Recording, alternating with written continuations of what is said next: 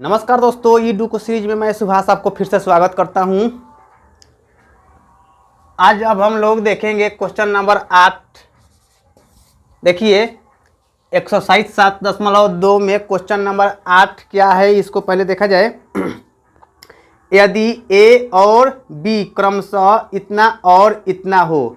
यानी कि दो बिंदु है ए और बी। यहाँ मानकर चलिए कि कोई ए यहाँ एक बिंदु है और एक बिंदु यहाँ बी है, जिसका निर्देशांक बिंदु कितना कितना है,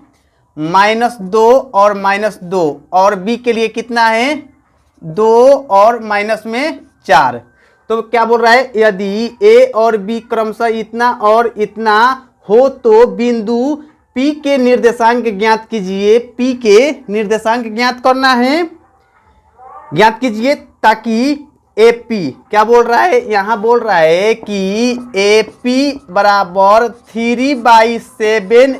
AB, यानी कि हम लोग इसको अनुपातिक रूप में कह सकते हैं कि AP बाई, यह जो गुना में है तो इधर आ जाएगा, तो कह सकते हैं कि AB बराबर 3/7, यानी कि कहा जा सकता है AP का मान 3 हो जाएगा और AB का मान 7 हो जाएगा। यानी कि यहाँ A से लेके B तकले का मान पूरा 7 है और A से लेके P तकले का मान 3 है, तो बीच में कोई एक ऐसा बिंदु होगा P जो कि इसका निर्देशांक बिंदु निकालना है, और इस बिंदु से इधर वाला साइड 3 हिस्सा है और पूरा के पूरा यहाँ से यहाँ तक A से लेके B तक ले 7 है। तो कहा जा सकता है कि जब इधर से 3 है तो इधर से 4 हो जाएगा, यानी कि यह P जो बिंदु है इसको, यह पूरे AB को M1 और M2 के लिए M1 का मान 3 और M2 का मान हो जाएगा 4, यानी कि 3:4 के अनुपात में P बिंदु इसको विभाजित कर रहा है। तो आगे क्या बोल रहा है, हो तो यहाँ इतना हो और P रेखाखंड AB पर स्थित है, यानी कि जो रेखा यहाँ AB है तो इसी को रेखाखंड कर रहा है P, और इस रेखाखंड करने वाले यह जो P है तो इस P का निर्देशांक, यानी कह सकते हैं X और Y, इसका निर्देशांक बिंदु क्या होगा, इसी को ज्ञात करना है। तो देखिए यहाँ X और Y को निकालने के लिए X बराबर क्या होता है, X M1 X2 प्लस में M2 X1 by M1 plus में M2, यानी कि हम लोगों को X का मान निकालना है। तब यहाँ M1 का मान इधर से कितना हो जाएगा, 3 इंटू X2, तो X2 का मान कितना है, 2, तो यहाँ 2 रख लिया जाएगा, प्लस यहाँ M2 कितना है, M2 का मान 4 है तो इसको रखा जाएगा 4 इंटू X1 का मान कितना है, -2, तो यहाँ रखा जाएगा -2 बाई M1 प्लस M1 का मान 3 और M2 का मान 4, यानी कि कह सकते हैं कि 3 + 4, तब यहाँ हो जाएगा 6 प्लस माइनस माइनस में हो जाएगा 8 बाई, यहाँ दोनों जुट जाएगा तो हो जाएगा 7, यानी कि -2/7 यह हो गया X का मान। तो इस तरह से अभी हम लोगों को Y का भी मान निकालना होगा। तो Y बराबर क्या हो जाएगा, Y बराबर M1 Y2 प्लस में M2 Y1 by M1 plus में M2, यानी कि यहाँ Y का मान निकालने के लिए जो यह सूत्र होता है, तो इस सूत्र के लिए M1 का मान 3 है तो 3 पहले बैठाया जाएगा इंटू Y2, यहाँ Y2 का मान -4 है तो -4 बैठाया जाएगा, -4 प्लस M2 का मान कितना है, 4 है, तो 4 इंटू Y1 का मान कितना है, -2, तो इसको -2 बैठाया जाएगा बटा M1 प्लस में M2, यानी कह सकते हैं कि 3 + 4, तब यहाँ हो जाएगा प्लस माइनस माइनस में 4 तिहाई 12, और यहाँ भी प्लस माइनस माइनस में 4 तिहाई 4 दूनी 8, और यहाँ बटा में 7, यह दोनों जुट जाएगा तो हो जाएगा -20/7, यानी कि कह सकते हैं कि Y बराबर यह आ गया, Y का मान कितना, -20/7। तब कहा जाएगा अतः बिंदु P का निर्देशांक जो कि X और Y के रूप में होता है, तो x का मान आ गया है माइनस में 2/7 और y का मान आ गया है माइनस में 20/7। अब हम लोग देखेंगे क्वेश्चन नंबर 9 क्या है। बोल रहा है बिंदुओं ए इसका मान निर्देशांक दिया हुआ है और बी इसका भी दिया हुआ है को जोड़ने वाले रेखाखंड ए बी को 4 बराबर भागों में विभाजित करने वाले बिंदुओं के निर्देशांक ज्ञात कीजिए। यानी कि दो बिंदु है, कह सकते हैं कि बिंदु यहाँ ए हो गया और यहाँ बिंदु बी हो गया। तो इस ए का निर्देशांक कितना है? इस ए का निर्देशांक है -2 और 2 तथा बी का निर्देशांक है 2 और 8। इस प्रकार से जो बिंदु ए और बी से रेखाखंड बन रहा है, इस रेखाखंड को 4 बराबर बराबर भागों में विभाजित करने वाला जो भी बिंदु आएगा उसी का निर्देशांक ज्ञात करना है। यानी कि 4 बराबर भाग में बांटने वाला, मान के चलिए कि एक बिंदु यहाँ ले ले, एक बिंदु यहाँ ले ले और एक बिंदु यहाँ ले ले। तब अगर इसके एकदम मध्य में एक यह बिंदु ले लिया गया तो यह 2 टुकड़ा में बट गया और इसी तरह से फिर इसके दोनों के बीच में एक बिंदु यहाँ लिया गया तो यह और यह एकदम बराबर टुकड़ा में बट गया। इसी तरह से कह सकते हैं यह दोनों के बीच में एक मध्य, एकदम ठीक मध्य में एक ऐसा बिंदु लिया गया जो कि यह भी दोनों बराबर बराबर भाग में बांट देगा। तो इस तरह से हम लोग इसका नामकरण कर सकते हैं। ए बी है तो यहाँ पी क्यू आर या कुछ भी नामकरण किया जा सकता है। तो कहा जाएगा कि यहाँ से यहाँ तक ले अगर बिंदु का लंबाई 1 है तो इसके बीच में भी 1 ही होगा, इसके बीच में भी 1 ही होगा और इसके बीच में भी 1 होगा। क्योंकि मानकर चला जाए कि यहाँ से यहाँ तक ले 4 बराबर बराबर भागों में जो उसको बांटना है तो बिंदु P के लिए निर्देशांक इसके लिए M1 का मान इधर और M2 का मान इधर ध्यान देना पड़ेगा कि बिंदु P के लिए क्या है, बिंदु P के लिए अलग निर्देशांक बिंदु ज्ञात करना होगा, बिंदु Q के लिए अलग बिंदु ज्ञात करना होगा, बिंदु R के लिए अलग होगा और मतलब यानी कि P Q R तीनों बिंदु का निर्देशांक अलग अलग ज्ञात करना पड़ेगा। तो यहाँ सबसे पहले यह कहा जा सकता है कि यहाँ से लेके यहाँ तक और यहाँ से यहाँ तक जो लंबाई बराबर है तो यह A से लेके B के तुलना में जो बिंदु Q है यह मध्य विभाजन का काम कर रहा है। तो सबसे पहले अगर बिंदु Q का बात चलाया जाए तब तो कह सकते हैं कि बिंदु Q के लिए, बिंदु Q के लिए यानी कि बिंदु Q पर यहाँ x और y जो भी मान आएगा तो उसमें x का मान निकालने के लिए क्या होगा, x का मान निकालने के लिए x1 प्लस में x2/2 यानी कि इस आधार पर x1 का मान कितना हो जाएगा -2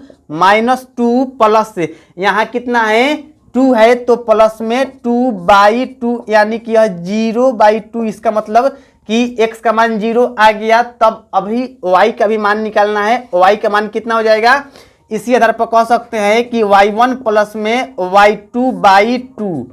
यानी कि यहाँ y1 यह हो गया और यह y2 हो गया तो y1 का मान 2 और y2 का मान कितना है 8। तब इसको बैठाया जाएगा /2 यानी कि 10/2 कट के हो जाएगा 5। तब बिंदु Q के लिए निर्देशांक कितना हो गया, बिंदु Q के लिए निर्देशांक हो गया यह x का मान 0 और y का मान 5। ठीक है, अब इसी आधार पर कह सकते हैं कि जब इसका मान आ गया कितना 0 और 5 तब इसी के अनुसार इसी बिंदु A से लेके Q जो का मान निकल गया है तो इसी के एकदम मध्य बिंदु है P तो मध्य विभाजन इसके लिए भी लगाया जा सकता है और बिंदु P के लिए x और y दोनों का मान ज्ञात करना है। तब लिख दिया जाए कि बिंदु P के लिए, बिंदु P के लिए जब वहां बिंदु P के लिए x का मान निकालना होगा तो x के मान निकालने के लिए वही मध्य विभाजन का सूत्र लगा दिया जाएगा। यानी कि कहा जाएगा कि x1 प्लस में x2/2 यानी कि इसके लिए x1 और यह हो जाएगा x2 तब हो जाएगा माइनस में 2 प्लस यह 0/2, यानी कि अब इसको जोड़ कर दिया जाएगा तो -2/2 यह कट के हो जाएगा माइनस में 1। अब y का मान निकालना है बिंदु P के लिए, तो y1 प्लस में y2 हो जाएगा, यानी कि y बराबर हो जाएगा y1 प्लस में y2/2। यहाँ y1 का मान 2 हो जाएगा और y2 का मान 5, यानी कि कहा जाएगा कि 2 + 5/2 यानी कि 7/2। यह बिंदु P के लिए x का मान यह -1 आ गया और y का मान 7/2 आया। तब इसी के जैसे यहाँ बिंदु R का भी निर्देशांक ज्ञात किया जाएगा, तो बिंदु Q और B से एकदम मध्य में विभाजन कर रहा है बिंदु R, तब इसका भी मध्य विभाजन के सूत्र लगाकर आसानी से x और y का मान ज्ञात किया जा सकता है। तो लिख सकते हैं कि बिंदु R के लिए, जब बिंदु R के लिए x का मान निकालना होगा, यानी कि कह सकते हैं x1 प्लस में x2/2, यहाँ x1 x2 हो जाएगा, यानी कि 0 + 2/2, तब यानी कि 2/2 इसका मान कितना हो जाएगा 1 हो जाएगा। और y का मान निकालना है, तो y का मान निकालने के लिए भी वही सूत्र लगा दिया जाएगा, यानी कि y1 प्लस में y2/2। y1 का मान यहाँ 0 और y2 का मान कितना हो जाएगा 2, तब हो जाएगा यहाँ y1 का मान कितना है, y1 का मान 5 और प्लस में y2 का मान कितना है 8/2, यानी कि यहाँ जुट जाएगा तो 13/2 यह हो गया y का मान। तब कहा जाएगा कि बिंदु Q के लिए निर्देशांक बिंदु कितना हो गया, Q के लिए यह पहले आ गया है कितना x और y, यानी कि 0, 5, और बिंदु P के लिए कितना आ गया, x का मान -1 और यहाँ 7/2, तथा यहाँ बिंदु R के लिए यह आया हुआ है, तो बिंदु R के लिए कितना आया है देखना है कि x का मान है 1 और y का मान 13/2, यानी कि 1 और यह 13/2, यानी कि इसको A से लेके B तक समान 4 बराबर भागों में जो इससे पूरे रेखाखंड को बंटवारा किया गया है, तो बिंदु तीनों का अलग अलग निर्देशांक बिंदु निकल गया, जो कि यह हो गया। अब क्वेश्चन नंबर 10 देखा जाएगा। देखिए क्या है, एक समचतुर्भुज का क्षेत्रफल ज्ञात कीजिए। एक समचतुर्भुज का क्षेत्रफल ज्ञात करना है जिसके शीर्ष इसी क्रम में इतना इतना इतना और इतना है, यानी कि 4। यह सबसे पहले तो कहा जाएगा कि समचतुर्भुज जो होता है एक वर्ग का चिपटा हुआ रूप में होता है, वर्ग से बना हुआ होता है, तो A B C D 4 अलग अलग बिंदु है, तो इसको ABCD से संकेतित कर दिया गया। और कितना कितना है 3 0, उसके बाद अगला कितना है 4 और 5, उसके बाद कितना है माइनस में 1 और 4, उसके बाद कितना है -2 -1, यानी कि 4 अलग अलग बिंदु है। तो इस चारों से एक समचतुर्भुज का निर्माण हो रहा है, और इस समचतुर्भुज के द्वारा जो यह चतुर्भुज का रूप तैयार हुआ है, तो इसी का क्षेत्रफल निकालना है। तो क्षेत्रफल ज्ञात करने के लिए देखिए हम लोग 2-3 अलग अलग तरीका अपना सकते हैं, लेकिन यहाँ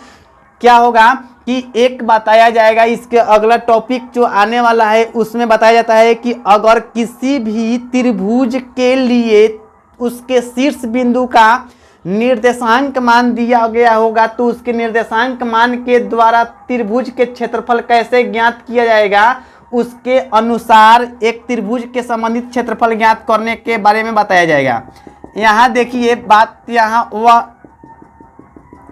अगर कहा जाएगा कि इस यहाँ A और C से भी यह जो विकर्ण हो गया, तो एक त्रिभुज इधर बन गया, एक त्रिभुज इधर बन गया। इस त्रिभुज के क्षेत्रफल निकालकर और इस त्रिभुज का क्षेत्रफल निकालकर दोनों को जोड़ा जा सकता है इस शीर्ष बिंदु के आधार पर। और अगर यहाँ इस विकर्ण के अनुसार भी देखा जाएगा तो इस त्रिभुज का क्षेत्रफल अलग निकाल के, इस त्रिभुज का क्षेत्रफल अलग निकाल के इस तरह से जोड़कर भी बनाया जा सकता है। लेकिन यहाँ उस तरह से नहीं बनाना है, यहाँ जो बनाना है सूत्र लगाना है 1/2 गुने विकर्णों का गुणनफल। तो यहाँ जो विकर्णों का गुणनफल निकालना है, तो विकर्णों का गुणनफल यानी कि पहले तो विकर्ण का मान ज्ञात होना चाहिए। तो विकर्ण का मान हम लोगों को पहले ज्ञात करना पड़ेगा, यानी कि A से लेके C तक एक विकर्ण हो गया और दूसरा विकर्ण B से लेके D तक, तो इसका भी मान ज्ञात होना चाहिए। तो सबसे पहले हम लोग विकर्ण A से लेके D तक लेकर दूरी सूत्र से ज्ञात कर लेंगे। दूरी सूत्र यानी कि कहा जाएगा कि AC बराबर क्या होता है, दूरी सूत्र √x1 माइनस में x2 के होल स्क्वायर प्लस में y1 माइनस में y2 के होल स्क्वायर। तब यहाँ x1 माइनस x2 यानी कि 3 और यह सूत्र वाला एक बार माइनस और एक बार इसका माइनस से, तो हो जाएगा 3 और एक बार सूत्र वाला एक बार इसका माइनस, तो माइनस माइनस प्लस में 1 हो जाएगा, प्लस में 1 के होल स्क्वायर प्लस में y1 माइनस में y2 यानी कि 0 और यहाँ 4 है, तो हो जाएगा इसका मान 0 माइनस 4 के होल स्क्वायर। तब इसका मान कितना हो जाएगा, यह 4 के स्क्वायर और प्लस में यहाँ माइनस में 4 के स्क्वायर। तब यहाँ कितना हो जाएगा 16 प्लस में 16 जो कि जूट के कितना हो जाएगा 16 16 32। तो इसको हम लोग लिख सकते हैं, क्या लिख सकते हैं कि 16 गुने 2 यानी कि 16 का वर्गमूल हो जाएगा 4√2। यहाँ A से लेके C तक ले का मान निकल गया, एक विकर्ण निकल गया। अब दूसरा का विकर्ण निकलना है यानी कि B से लेके D तक ले का मान निकालना है। तो देखिए BD बराबर क्या होगा, BD बराबर वही दूरी सूत्र लगा दिया जाएगा, क्या होगा x1 माइनस में x2 के होल स्क्वायर प्लस में y1 माइनस में y2 के होल स्क्वायर। यानी कि कह सकते हैं यहाँ x1 माइनस में x2, तब यह x1 माइनस x2 यानी कि 4 और यह सूत्र वाला एक बार माइनस और एक बार इसका माइनस, तो लिख सकते हैं कि 4 माइनस और इसका माइनस, तो माइनस माइनस प्लस में 2 लिखा जा सकता है के होल स्क्वायर प्लस में फिर यहाँ 5 और एक बार सूत्र वाला माइनस और एक बार इसका माइनस, तब लिखा जाएगा 5 माइनस माइनस प्लस में 1 के होल स्क्वायर। तब यहाँ हो जाएगा 6 के स्क्वायर प्लस में यहाँ भी हो जाएगा 6 स्क्वायर। यानी कि इस स्थिति में भी कहा जाएगा यहाँ 36 प्लस में 36, तो 36 36 हो जाएगा 72। और यानी कि 72 के लिए लिख सकते हैं 36 गुने 2। तो 36 का वर्गमूल कितना होता है 6√2। तब यहाँ A से लेके C तक ले का मान निकल गया और B से लेके D तक ले का मान निकल गया। दोनों विकर्ण का मान निकल चुका है। तो जब दोनों विकर्ण का मान निकल चुका है तो निकालना है यह चतुर्भुज का क्षेत्रफल, यानी कि कह सकते हैं समचतुर्भुज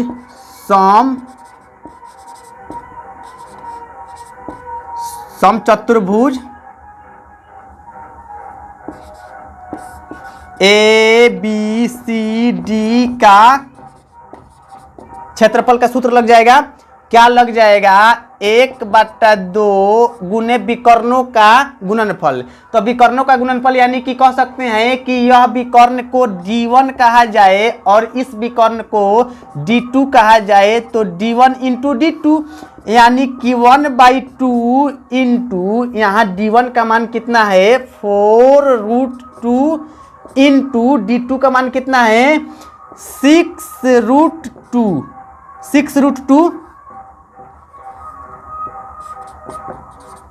तब यहाँ अगर कटाया जाएगा तब कितना हो जाएगा, यह 2 हो जाएगा और यहाँ 6 दूनी 12 और ये √2 में √2 से गुना हो जाएगा तो 2 हो जाएगा, यानी कि 12 दूनी 24। और यह क्षेत्रफल का बात चल रहा है, इसीलिए क्षेत्रफल कभी भी वर्ग इकाई में होता है, तो आंसर लास्ट में लिखा जा सकता है वर्ग इकाई।